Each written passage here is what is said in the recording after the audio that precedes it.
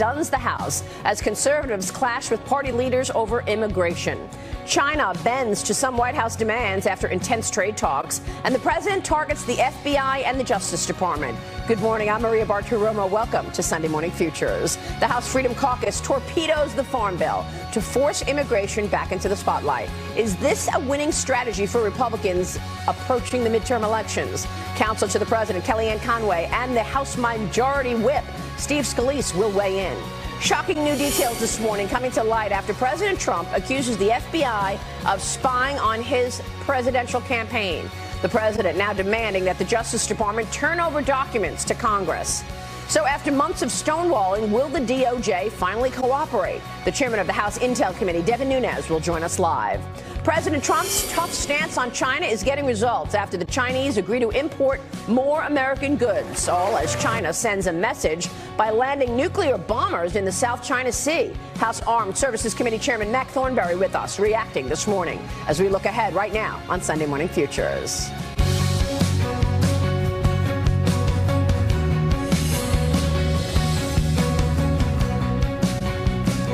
The showdown on immigration within the ranks of the House Republicans sinking this farm bill on Friday night. GOP leadership trying to kick the can down the road on the issue, promising to bring it up next month. But party conservatives want to see movement on immigration now. President Trump also making it clear he wants Congress to act, saying he will seek full funding for his long-promised border wall as soon as possible. House Majority Whip Steve Scalise will join us later on in the program on this. Right now, there is more reaction, though, from the White House. Joining us right now is Kellyanne Conway, counselor to the president. Kellyanne, always a pleasure. Thanks so much for joining us. My pleasure, Maria. Thank you. Is the White House at odds with the House leadership on immigration going into the midterms? This president could not be more clear that he wants that border wall. He wants funding for it. He was very disappointed in that omnibus package that was insufficient. Secretary Nielsen said something similar in the diplomatic room when the president came forward and said, I'm going to sign this, but don't ever send something like this to me again because I won't sign it. And the reason he signed it, you'll remember,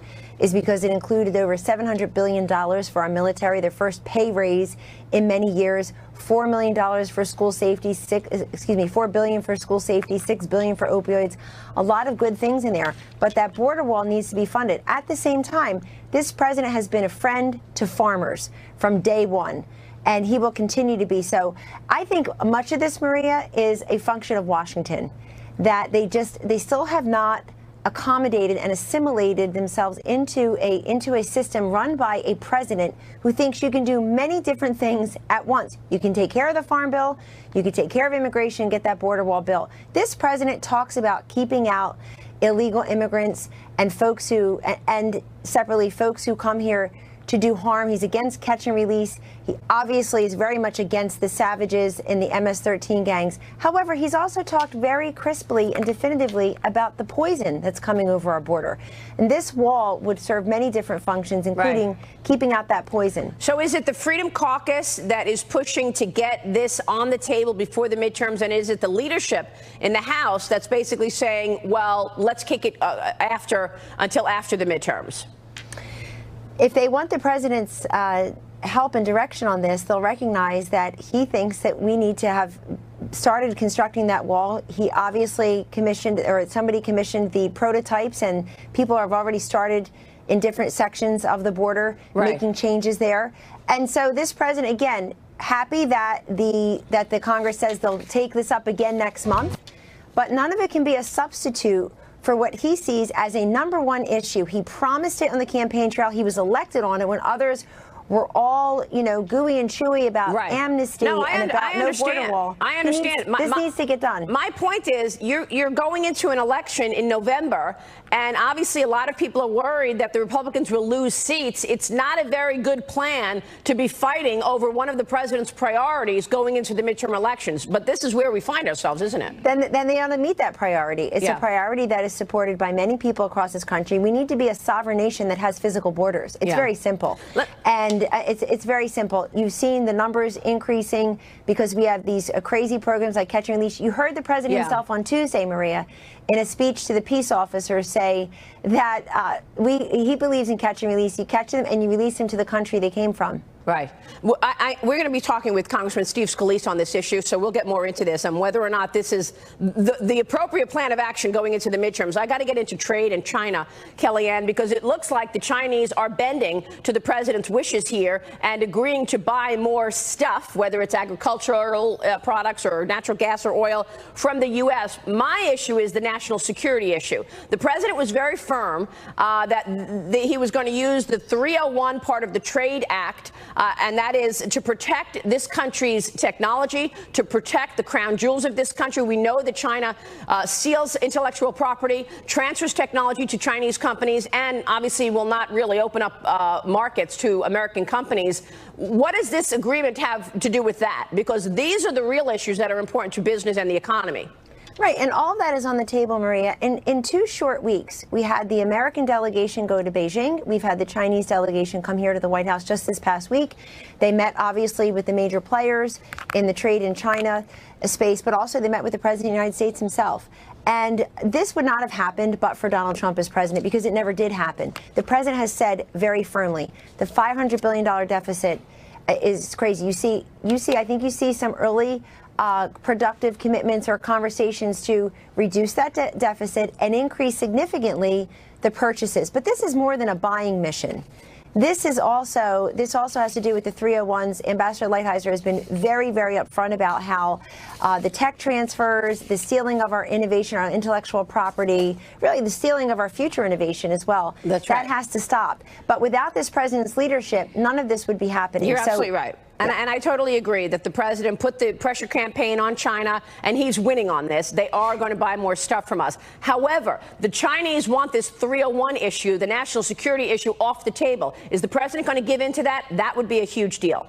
Well, the president has made very clear in all of these negotiations and all of his public statements, practically, Maria, that he takes the national security piece very seriously. Obviously, he's doing many things around the globe and here at home to bolster the world's security, our national security. Look what he's doing in North Korea, the alliances that he's been able to firm up with Japan, with China, ironically, on that issue.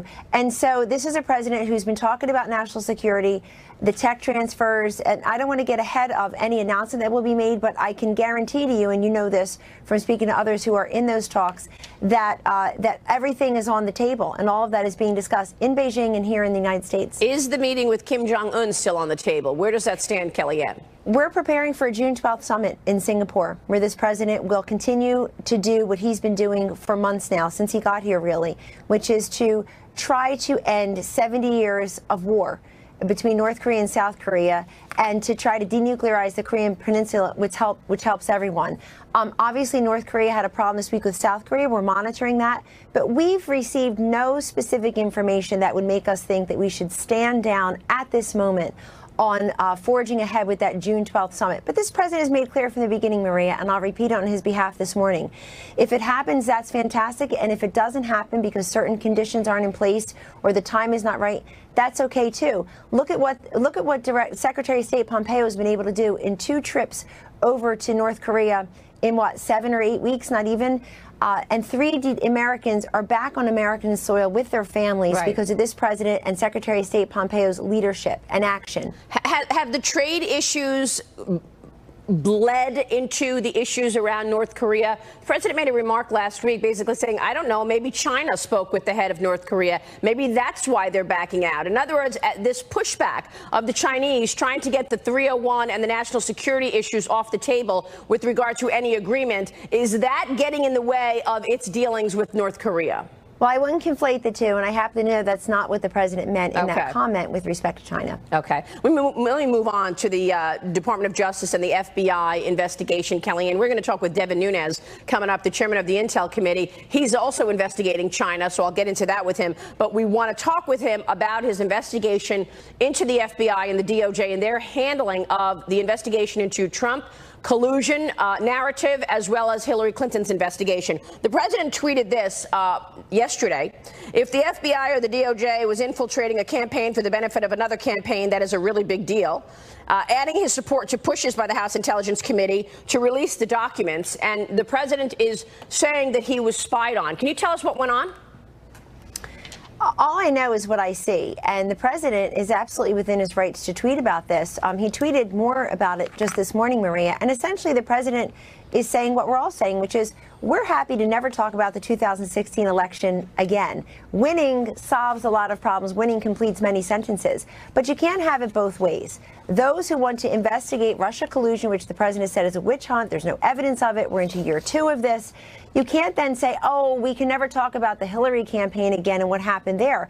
The president's saying, well, how did they handle an investigation where 33,000 emails just disappeared, where the Clinton Foundation was getting over $100 million in contributions, including from countries, frankly, that don't respect women and girls very much. Did Haiti ever get its money, by the way? Good question. So the president is saying, if you're going to investigate all this, investigate all of it. We have a right to know transparently what happened with respect to both campaigns and how those issues were handled. We also know, Maria, at this point, something that we did not know before this investigation, which is Jim Comey and Andrew McCabe's FBI at the highest levels, not the tens of thousands of rank and file men and women who are there to do their jobs diligently and respectably. They were running at the top echelon a very porous and poorly run organization when it comes to handling the Hillary Clinton investigation. Read Rod Rosenstein's memo from May 9th or so of last year. It is scathing in terms of Jim Comey and I suppose some others in his senior management. It was textbook what you don't do when things like this occur. Preening for the cameras, overtaking the DOJ, Attorney General Lynch's judgment and supplanting it with his own. So we have a right to know all this. I'm very happy, at least, that these documents are coming forward now because there seemed to have been a logjam for quite a while. And we seem to be learning more as a public. So let's learn more as a public. All right, we're going to talk with Devin Nunes right after this about that and about what he says was an investigation launched into the Trump campaign, the Trump administration, based on zero intelligence. Zero Maria, intelligence. Allow me, if I may, I'm sorry, allow me just to say, since I was the campaign manager for the winning part of the campaign, and I've never, to this moment that I can recall, met Carter Page or George Papadopoulos. I've seen them on TV. I've seen pictures of them on TV. Carter Page has said it on a different network.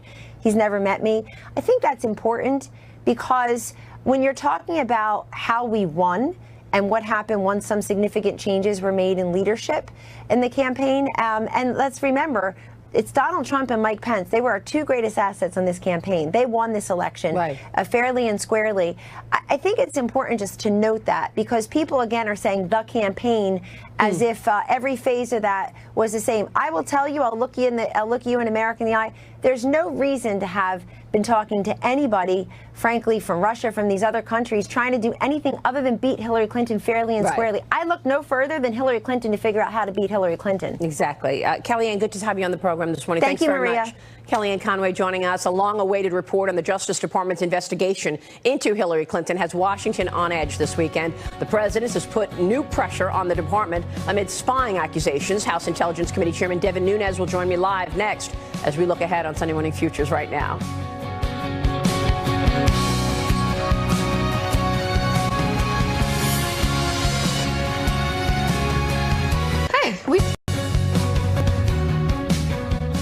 Well, the Justice Department Inspector General Michael Horowitz is preparing to release his highly anticipated report on the FBI and the DOJ's handling of the investigation into Hillary Clinton's emails. That report expected soon. It comes as President Trump is calling for the department to allow Congress access to documents linked to an FBI informant who spoke to some of his advisors during the 2016 presidential campaign. Joining me right now is House Intelligence Committee Chairman Devin Nunes. Mr. Chairman, good to see you. Thanks so much for joining us. Great to be with you this morning. A lot of conversation about this informant on a lot of other channels and in all sorts of newspapers. What can you tell us in terms of what went on? Well, I can tell you that nobody was ever interested in an informant. We asked for specific documents that we still have not received from the Department of Justice. So they continue to leak out things about this informant. And we don't know if there's one informant or more informants because there's so much out there now. It's really getting tough to follow. And all we're asking for is give us the documentation that you used to start this investigation. And what you've been investigating is what exactly launched an investigation into so-called collusion between Donald Trump and the Russians. Is that right?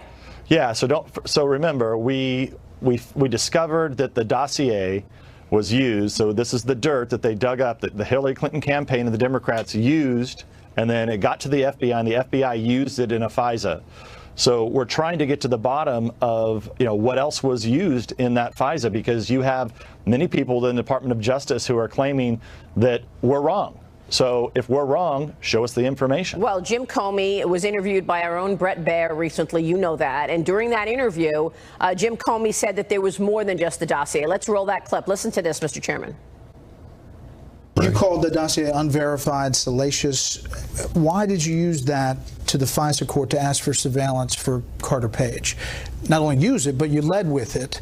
A bulk of that FISA application deals with that dossier. Why? Yeah, that's not my recollection, Brett. And I don't know that the FISA application has been released. My recollection was it was part of a broader mosaic of facts that were laid before the FISA judge to obtain a FISA warrant. Broader mosaic of facts, Mr. Chairman. Yeah, we're looking for the pieces to Mr. Comey and the FBI's mosaic. So they've continued to say that this didn't happen, even though we've had career prosecutors go and evaluate this. We released a memo that we made public for all of Americans to see that they had used this dirt that was bought and paid for, not verified before a FISA court. And then they continue to claim, no, don't look here. There's no FISA abuse at all. And they're in total denial. So we have a right to get the information. If James Comey and many others and people that are currently at the Department of Justice today continue to say there's nothing to see here. Well, if there's nothing to see here, show us the documents that we're asking for. And they refuse to do it. And how many documents have you gotten so far from the 1.2 million documents that you've requested? Well, that's actually a different request related to the Clinton email investigation. Okay. We have been very specific. We think there's only a handful of documents left that we'd like to see, but we never get the full story. The Department of Justice told Fox News they've invited you to the DOJ, and you haven't responded, or are you aware of this invitation to go to the DOJ? Yeah, so they continued to leak. So we had what I thought was a productive meeting. And then after that meeting, they've done nothing but leak and leak and leak. Now, we don't know exactly who it is over at the Department of Justice or FBI. I'm not pinning any blame on people, but we're not going to go to another meeting where we don't get documents and then the meeting leaks out. And, they were trying, and this should make people very suspicious. They were trying to get Mr. Gowdy and I to go on Friday to the Department of Justice for supposedly another briefing. We said, look, unless we're going to get documents, we found out Thursday night they were not going to provide documents, so therefore we're not going to go. Now, if you look what happened on Friday night, probably the mother of all leaks of all time to two major newspapers that came out late Friday night. Yeah, that's now, what I want if had Mr. Gowdy and I went to that meeting, you can bet they would have tried to pin that on us. That's what I want to ask you about. Stay with us. Devin Nunes, we'll be right back with more on that. The best part about being a bath fitter installer. Welcome back. We are back with this exclusive interview with House Intelligence Committee Chairman Devin Nunes. And Mr. Chairman, a moment ago before we went to break, you said it was the mother of all leaks conducted by the Department of Justice. What were you referring to? Well, there were two mainstream media outlets on Friday night that had lots and lots and lots of details. If any of those details are correct. So remember, we don't have any documents. We can't confirm whether there's an informant or not an informant because we've never been told nor given documents. And in fact, we've never even asked for the name of any informants or any sources whatsoever.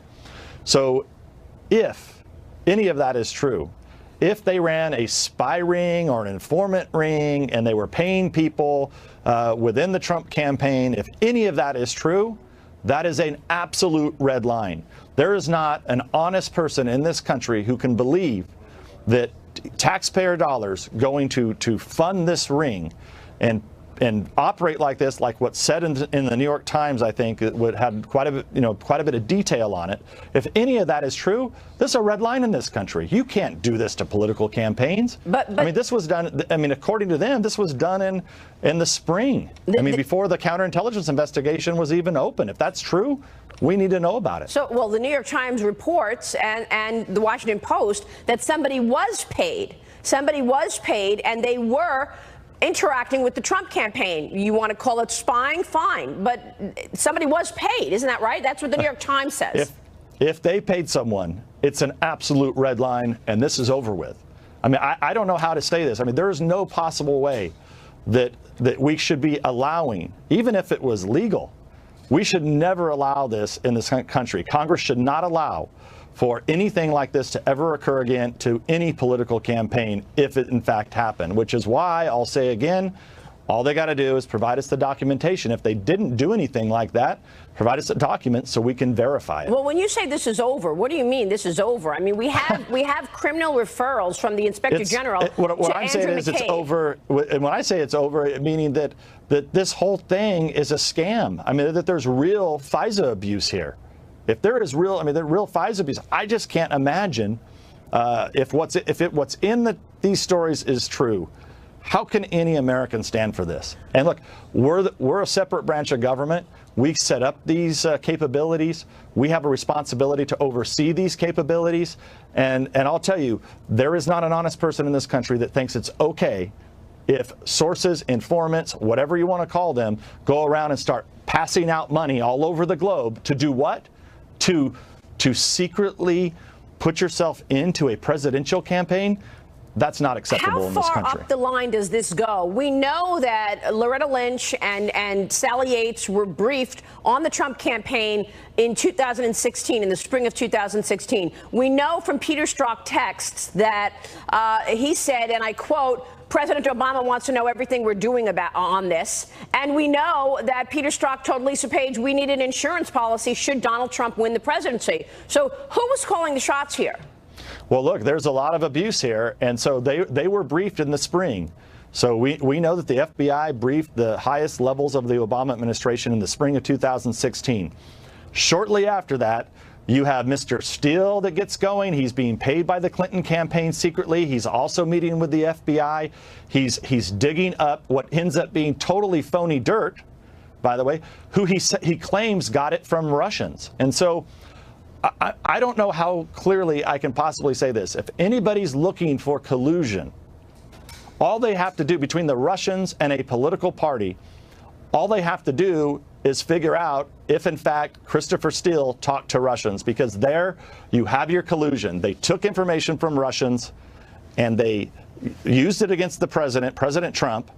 And the Democrats and then they started, and the Democrats paid for it all. Yeah. And this is so I don't even know what they're investigating at this point. So wouldn't Robert Mueller be looking at then? I mean, Robert Mueller's investigation has turned one. It is 1 year old this last week. Would he have looked at collusion between Hillary Clinton and the Russians then, or is that not his mandate? I doubt it, because I mean they've never even looked into. There's all this talk about leaks. What about the leak of General Flynn's phone call with the Russian ambassador? What about that leak? Why don't we start there with leaks? Yeah, well, that we know is a felony. Well, real quick, the IG report is forthcoming. What are you expecting from that IG report? Will justice be served? You know, I don't have any idea. This is the Clinton email investigation. I have not met with Mr. Horowitz. I don't even know exactly what he's looking at other than what I've read in the press. But I can tell you, the cast of characters that are involved in that investigation are the same cast of characters that we are investigating at the House Intelligence Committee as we look into FISA abuse and counterintelligence operations. And you're also investigating the State Department. Anything new there? Yeah, so, well, that's the interesting thing about the State Department is we're trying to figure out how did this information make it over from London to the FBI? We've never been able to put that together because we were told many times, and this was all over, it was leaked, oh, these were trusted Five Eyes sources and, intelligence products. Well, as you know, we never found any intelligence products as it relates to our Five Eyes partners sending us information. So how did it get through? Well, we thank the State Department because we have people talking about this, former State Department officials talking about this. So if that indeed happened, now we have something that's totally irregular. So now you're taking information from the State Department, you're opening up a counterintelligence investigation into a political campaign. That is, to say the least, it's irregular. And we should point out that on this program, you said in the past that Sidney Blumenthal and Mr. Scherer, Cody Scherer, were actually funneling information to the State Department. Right. You kind of have you kind of have all kinds of people, right? You've got Christopher Steele working for the Democrats in the Hillary Clinton campaign. You've got Blumenthal and others who are tied and affiliated with the Clinton operation. And then on the other side, you have the FBI. They're all about at the same time running investigations into Carter Page. I mean, it's very odd. You make a lot of good points, Mr. Chairman. Real quick before you go, you are also investigating China. This is an important storyline for us this morning as the president has come to some kind of an agreement where the Chinese will buy more goods. What my concern is he going to take the national security part of this off the table? The Chinese do not want to deal with this 301 part of the Trade Act where the U.S. can stop China from certain practices because of national security issues. What are you investigating China over? So we have a really large investigation going into and study, I guess I should say, into what are China's strategic goals globally. So this week we had our first hearing. We had great witnesses. If people want to go to it, they can review our testimony that was given before the House. It was all made public. Right. Talking about military strategy that the Chinese have all over the globe. It's very, very interesting, and it's an important topic. So like always, the president's got to take China on. They have to be dealt with. I commend him for that. But we have to be careful that we, at the same time, don't do anything to hurt the global economy. Mr. Chairman, good to see you this morning. Thanks very much. Thank you. Chairman Devin Nunes, we'll be right back. Bill taking a hit in the House this weekend as conservatives tank the measure to send a message to GOP leadership regarding immigration. The White House also eager to address the issue, but should it wait until after the midterm elections? At the start of the program, we spoke with Counsel to the President Kellyanne Conway. Joining me right now to add more to the story is House Majority Whip Steve Scalise. He is also a member of the House Energy and Commerce Committee. Thank you so much for joining us, Congressman. Thanks for being here. Good morning, Maria. Great to be back with you. Can you tell us what happened this weekend? I mean, it feels like the leadership in the House is at odds with the president. Is that what's happening? No, in fact, the farm bill we brought to the floor, that actually had the strong support of the president. He tweeted out in support of it the night before, and we want to get it done. We're going to come back to it and get it done. It has real work requirements, and I think this is something most Americans can strongly agree with, is that if you want to be on welfare, it should be a safety net. If you're able to work, you shouldn't be on welfare, and we should put work requirements in place. The farm bill does it. We're going to come back to that. This was about immigration and ultimately the timing of when we bring an immigration bill to the floor. Because, look, we're going to bring the Goodlatte-McCall bill to the floor. I think that's the right answer. It deals with wall funding. It secures the border. It also solves the DACA problem in a way that we are in sync with the president. Unfortunately, the votes aren't there yet to pass it.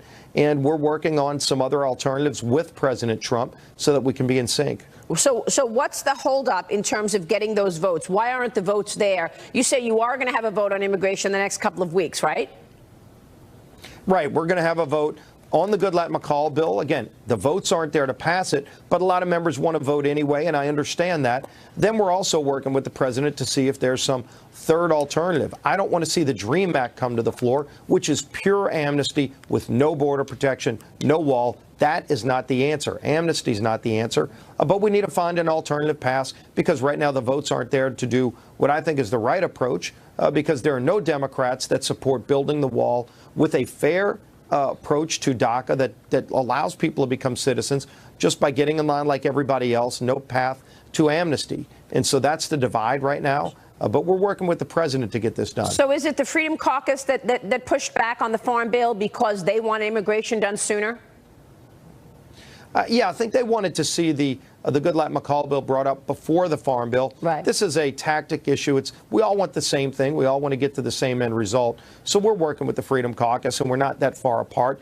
They just didn't want to vote on the farm bill on Friday. They want to vote on it soon with us to get it passed. But we're working on the timing, and we're working with President Trump because I think it's important that we're all on the same page on how to address DACA and fund the wall and secure the border. What else can be done before the midterm elections, Congressman? We know that you've had real success in terms of the tax reform legislation as well as the rollback in regulations. It's moved the needle on economic growth. Now we're talking about potentially 4% economic growth next year. What else will you do a phase 2 of the tax plan? Yes, we will. You know, Chairman Kevin Brady of the Ways and Means Committee wants to do a phase 2 of the tax cut bill. I think you still see the great economic news People are seeing more money in their pockets, and they're seeing companies hiring. I mean, these are all great signs. We need to get work requirements and welfare because now companies are looking to hire people. Why should people that are able-bodied be sitting at home getting taxpayer money when they can be out in the workforce and become part of the American dream? That's going to be the next phase. And again, I think we need to get back to the Farm Bill. We'll get that done. We need to bring an immigration bill to the floor. At least President Trump wants to solve this problem. Barack Obama created the DACA problem without ever trying to solve it. Nancy Pelosi, when she was in charge, she never tried to solve this problem until she lost the speakership. So, this is about politics. We want to solve problems. I mean, the president tweeted out last week, look, if you don't get the wall funding done and an immigration proposal done before the August recess, don't go on vacation. Is this the kind of thing that would push the president to pressure Paul Ryan to step down sooner rather than later in terms of becoming speaker? No, I don't think that has anything to do. Position? I don't think that has anything to do with Paul Ryan. It's just President Trump's real frustration that he's put offers on the table to get the wall funded fully. We were able to get at least a down payment on the wall to get over 100 new miles of border wall funded. But we all want to get the rest done, too. We want to work with President Trump to get that.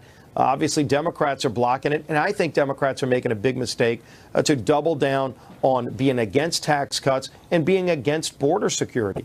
However you feel about DACA and how to solve that problem, which we want to solve, they're standing in the way of actually securing our border, which most Americans agree should be a top priority. We want to work with President Trump to get that done. Congressman, stay with us. I want to ask you what you think is the solution to holding on to the leadership in the House and Senate come November with these midterm elections. I'd like to know what the plan is. So we'll take a short break and come back with that. Steve Scalise joining us this morning. Stay with us as we look ahead on Sunday Morning Futures.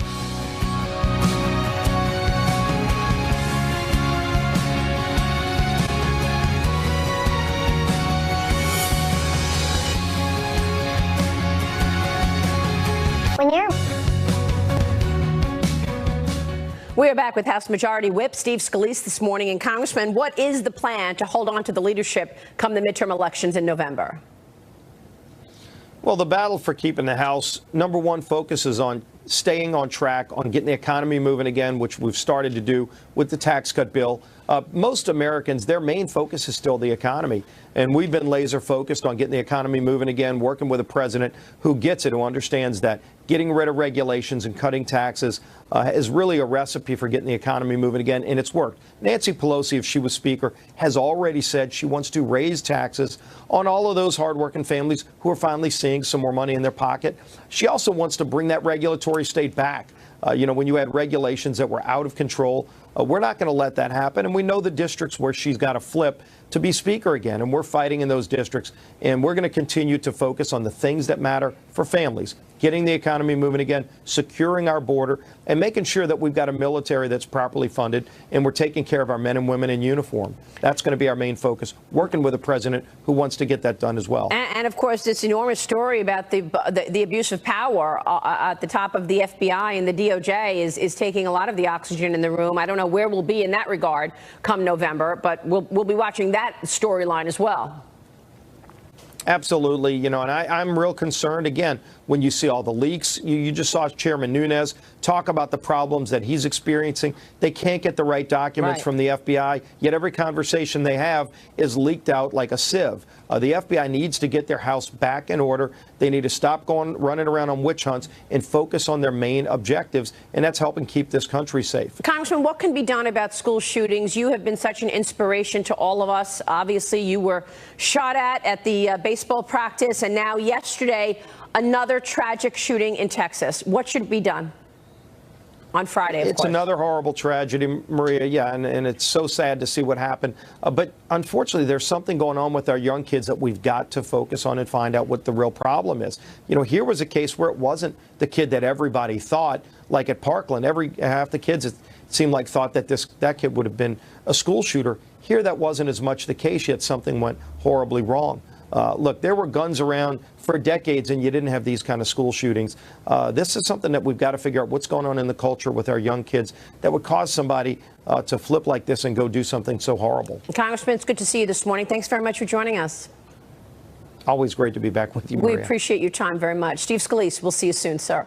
Thank you. North Korea, meanwhile, is threatening to cancel the meeting between President Trump and Kim Jong-un. China lands nuclear bombers on militarized islands in the South China Sea. And the European Union is signaling it will stick to the Iran nuclear deal. I'll be speaking with Congressman Mac Thornberry, chairman of Armed Services Committee, next about all of that as we look ahead on Sunday Morning Future. Stay with us.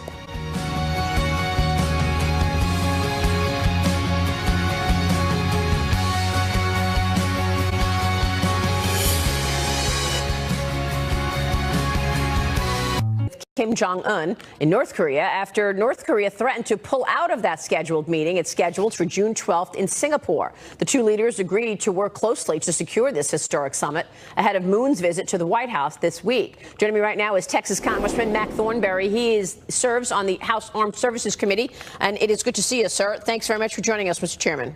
Thank you. What are your thoughts on this Kim Jong-un meeting coming up on June 12th? First off, let's start there. Well, number one, it's very important for the president to be talking with President Moon, because what the North Koreans are trying to do is to divide us from our allies. That's what all of this running hot and cold is designed to do. What it's also designed to do is to make us relax our efforts. Several times over the past week, I've been asked by reporters, well, do we still need to pursue this missile defense stuff if there's going to be peace on the Korean Peninsula? And that's exactly the sort of question that the North Koreans are trying to provoke to get us to relax. So it's important to be vigilant. It's important to stay with our allies, knowing that they're going to try to manipulate us. Meanwhile, you have China sending messages by sending these nuclear potential bombers into the South China Sea. What message was China trying to deliver with that move? That the South China Sea is their lake, and everybody else had better ask their permission if they want to go through there. One of the concerns I have is that the world has been so riveted on the North Korean drama that meanwhile China has progressed steadily, step by step, in militarizing the South China Sea and trying to intimidate the Philippines, Vietnam, Indonesia, the other countries in the region, as well as the United States. So this is another place where military strength, and in this case more ships, is absolutely essential just to protect freedom of navigation. Yes, and we just spoke with the chairman of the Intel Committee, Devin Nunes, about this. He's investigating China in that regard. Exactly. You've got the defense authorization bill that you're bringing to the floor this upcoming week. Tell us about that. Well, this is step 2 in trying to rebuild our military and also reform the Pentagon. You and I have talked a lot in the past about accidents and trying to fix our planes and ships and training and so forth. This is the essential next step to do that. But also in this bill are a number of items that help make us better prepared against North Korean missile threats, against Iran, against all the things that China is doing, Russia, the terrorists, etc. So historically, it's had bipartisan support. I hope that the increasing partisanship we see on other issues does not diminish the bipartisan support for the men and women of the military. Yeah, I mean, these are all really important points. The idea that China is getting stronger militarily, I mean, their economy is obviously doing better. They're expected to grow 7%, 6.5% this year in terms of the economics. So they are also looked at as stealing intellectual property from the United States and transferring technology. Are they transferring technology and then applying that technology, American technology, to their industrialized as well as military complex? Oh, absolutely. If there is one theme that has come through in our committee's hearings and briefings, classified and unclassified, over the course of this year, it is that China doesn't just take an all-of-government approach, they take an all-of-nation approach. Any company, any individual will be a tool of the Chinese government to steal, to buy, to borrow whatever it takes, intellectual property that can be used in their military to against us. And so we've got to toughen our laws as well as strengthen our own military. Yeah, so are you worried that the president is going to give in on that issue? I mean, China wants the 301 issue, national security issue, off the table. Should it be buying more goods from the United States? But just getting the trade deficit down doesn't address these issues that are more important for the U.S. economy. That's IP theft and technology transfer. Yeah, I agree with that. There is a lot of support in Congress to tighten up the laws that prevent IP theft, or even if they come in as investors and get it that way. We've got to, we can't fuel our adversaries the way we have been, and China is the leading one that's taking our stuff. Real quick, we only have a few seconds here. The EU says it's going to stick to the Iran deal after the U.S. pulled out. Your thoughts? Tomorrow, I think Secretary of State Pompeo is going to outline a broader approach to Iran that would go beyond the EU and involve other nations, and I think that's what it takes. We see Iran being more aggressive in all sorts of fronts, including against Israel. And so we need a broad coalition to push back against Iran. A key component of that is military strength, but diplomacy and economic sanctions have to be part of it too. And you could do that with a group of countries away from the EU. You can make some progress. It'd be better if the EU and the rest of us were on the same team, but you can broaden the aperture a little bit and you can make progress. Congressman, good to see you this morning. Thanks so much. Thank you, ma'am. We appreciate it. Mac Thornberry. That'll do it for us. Sunday Morning Futures. I'll see you tomorrow morning on the Fox Business Network on Mornings with Maria.